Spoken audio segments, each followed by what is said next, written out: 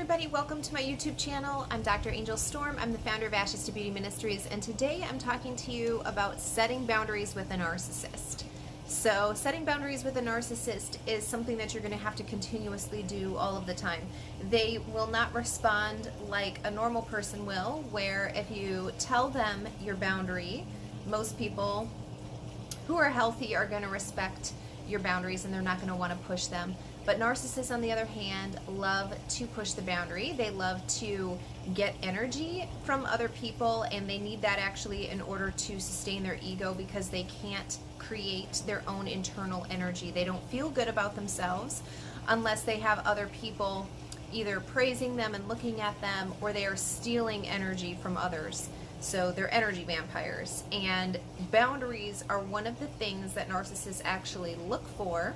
And it's like a game to them, so they will constantly be pushing back on whatever it is that you set up. So today I want to kind of talk to you and explain boundaries with a narcissist, how to set them up, how to enforce them, and what is the best way to kind of maintain your own individual identity as you try to establish and enforce these boundaries. So let's first get started with boundaries. I have a whole series, I have a whole playlist on boundaries, so you can check that out in the description of this video for more information about how to go about setting them. But let's be clear that boundaries should not be something that you just set up arbitrarily. And by that I mean, like, for example, just because you know the narcissist doesn't like something or that he likes something, your boundary should not be the opposite of that just because he doesn't like it or he likes something done a certain way. So the boundary should always serve your overall purpose. So for example, if you have to deal with a narcissist because you work with them, all of your boundaries should work to support a healthy working environment. They should work to support work being done and done in a timely manner, done in the right way, as well as your own personal, emotional, moral, ethical boundaries. Those should all be supported in the boundaries that you set up with the narcissist. So the overall goal should be kept in mind when you're setting these things up. If you are trying to co-parent with a narcissist, obviously the children are going to be the #1 priority. And sometimes it can just feel easier to just give in to whatever the narcissist wants. But remember that as you co-parent, you are teaching your children a lesson regardless of what you do. So if you give in to the narcissist, make sure that you are recognizing within your own self that you have just taught your child a lesson by doing so. If you want them to know how to stand up to a narcissist, to be able to set boundaries with a narcissist, you need to be able to demonstrate that in order for them to effectively do it themselves. So recognize the overall plan when you are putting boundaries in place anytime with any person, but especially with a narcissist. So first of all, make sure, again, the boundaries, they support your overall goal. Your end goal is what boundaries are there to not only protect and defend from, but also to guard and to channel resources into. So it's not just about keeping bad things out, it's about keeping the right stuff in. And both of those aspects need to be looked at when you're setting up boundaries anytime. So #2 with the narcissist is that you need to recognize the fact that this will always be an ongoing issue. So you can't, again, just set boundaries one time and expect that to be it. Whatever boundaries you set up, you need to have consequences in place for what happens when those boundaries are breached, because they will be breached. The narcissist is going to be prying for information, for ways to kind of poke around and criticize you. I like to talk about narcissists in terms of a cycle, and I realize that that can be controversial, and that, you know, narcissists don't operate that way, that they are constantly doing all of the phases at one time, which I understand that they are who they are, and so there's always going to be some part of love bombing, for example, with the discard phase going on, but primarily you'll see them operating in cycles, in phases, and you should check out my other videos that teach you about how to track the narcissist and his cycles so that you know how to respond appropriately. So when you're in the love bombing stage, it can be easy to kind of go all in with the narcissist. You want to share with him, you want to be open with him and let him know everything that's going on, but recognize whatever you share with him during that phase will at some point be used against you,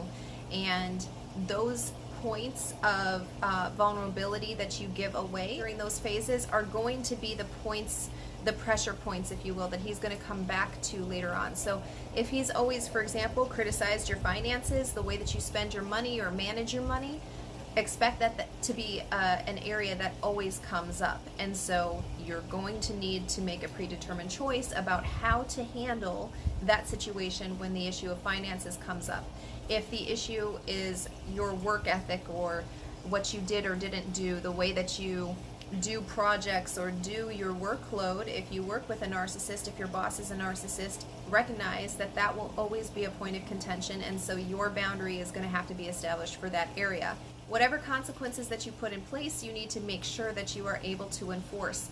So this can be difficult if you have not gone through the process of emotionally distancing yourself from a narcissist, which I have lots of videos that talk about how to do that, how to actually go about doing that process. And you can check those out on my YouTube channel. But if you are still emotionally involved or attached to the narcissist, it can be difficult to start enforcing these boundaries. So do not set up a boundary that you aren't willing to enforce. This has a lot of psychological damage done on you when you are not able to enforce that boundary. So for example, if your boundary is no name calling and you tell the narcissist calmly, by the way, and without any emotion, again, narcissists are energy vampires and they love to see that you are reacting to what they are saying. So calmly respond without any emotion to what they say. So you can simply say, I'm not going to tolerate name calling, and if you do it again, I'm hanging up the phone. Something like that, very simple. The next time that there's a name calling done, just simply say, I'm sorry, I said no name calling, and I'll talk to you when you're ready to communicate to me in a respectful manner, and hang up the phone. You don't need to go back in and try to reassert what you have said to kind of reaffirm what you have said. Oh, I told you this, I said this, or whatever. You don't need to justify yourself. Simply enforce the boundary. So regardless of what that looks like, that if you work with a narcissist, simply state, I don't find that criticism helpful at all. It's not constructive. And when you have a real point that you would like to bring to me, I'm willing to listen to that. But if all you're trying to do is tear me down and tear the type of work that I do down, I'm not going to tolerate it. And just calmly leave the room. You don't need to make a huge scene. You don't need to try to fight with the narcissist, because you're not going to win that argument anyway. So whatever your boundary is for certain issues, behaviors, phrases that the narcissist commonly says, commonly does to you, you need to be sure that you are willing to enforce it. So every boundary should have an equal consequence, positive and negative. And you need to make sure that those consequences are clearly stated, and then that they are clearly executed as well. So whenever that breach comes through, because the narcissist is going to try to wear you down. They love it. It's like a game to them when they see that you have a certain boundary, and they're going to be constantly looking for you to be weak. So if you know that you're about to enter into a conversation with a narcissist, go over your personal boundaries, go over the consequences of those boundaries. And if you are feeling in a place where you're not capable emotionally or mentally of dealing with a narcissist, ignore the call, don't answer the door. You know, make sure that your priorities are always established, and that could even be a boundary. If you're showing up at my house at 9 p.m. or if you want to call at 10 p.m. to talk to the children, it's too late. That's a boundary. I'm not even answering your phone when you try to call me at that time. Whatever boundary it is to protect your own mental and emotional health, do those things and make sure that you will follow through with them again as well.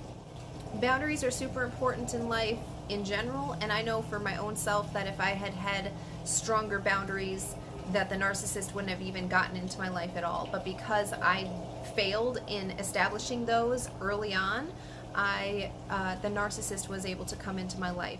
And so now I'm just really intentional about what I'm doing with my time, with the people that are in my life, and boundaries are just the way that I go about living now. I have boundaries for every single phase of my life. I have a set structure in how I will handle every season of my life, and those things help channel not only my energy and my time into a constructive manner, but they just automatically eliminate the things that I don't have time for, the things that aren't going to serve me, the things that have nothing to do with my overall vision for my life, for my business, for my ministry, for my family, all of that kind of stuff. It just gets eliminated from my schedule automatically. And so this is something that we must learn how to do. We must learn how to establish and enforce boundaries.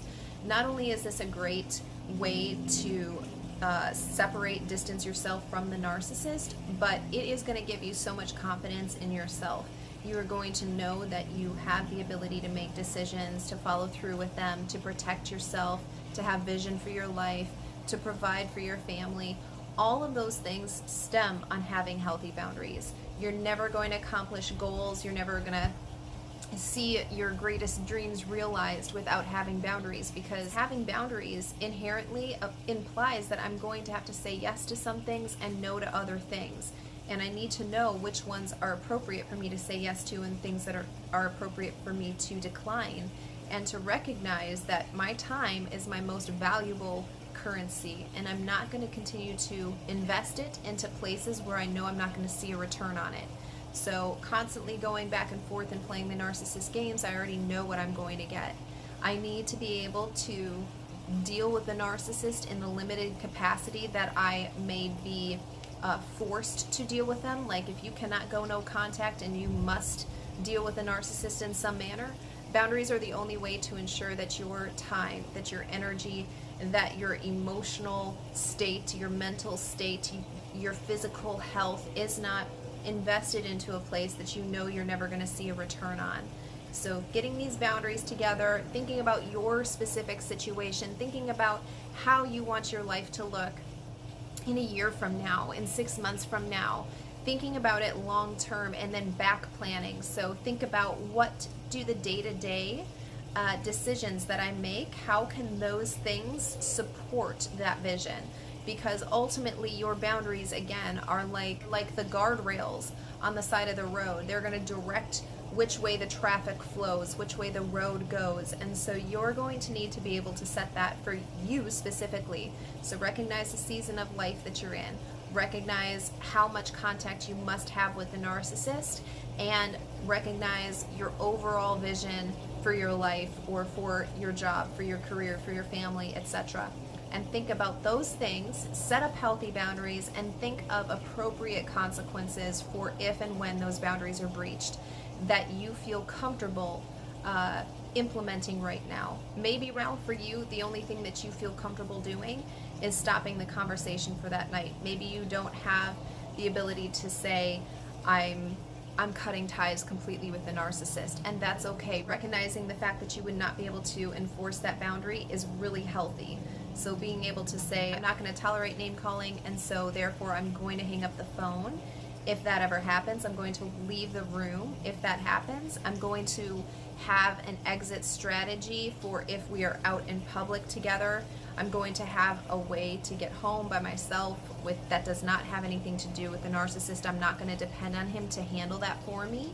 Having those kinds of things set in place will ultimately help you get to your ultimate vision. Because remember that all of the time that you spend investing in the narcissist is time that you cannot invest with other people who are truly love you, who want to support you, who are healthy, who want to see you achieve your goals. The narcissist is only there to take.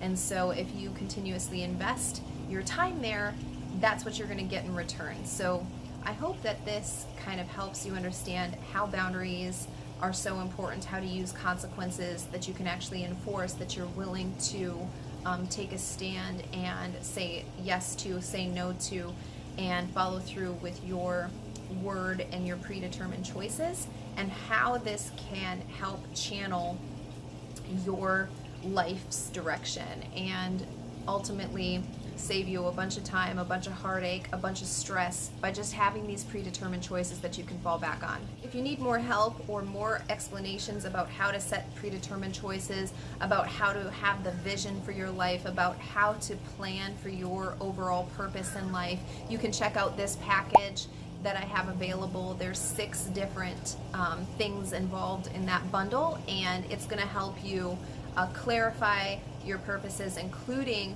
one worksheet. I think that exercise is actually like 17 pages, so it's kind of like its own little ebook, but it takes you through how to establish predetermined choices for every area of your life that is going to both support your overall goal as well as the season of life that you're in right now. So you can check that out. The link to it is in the description of this video. And finally, if you haven't subscribed to my channel, please do so below and turn on the bell so that you're notified whenever I upload a new video to this channel.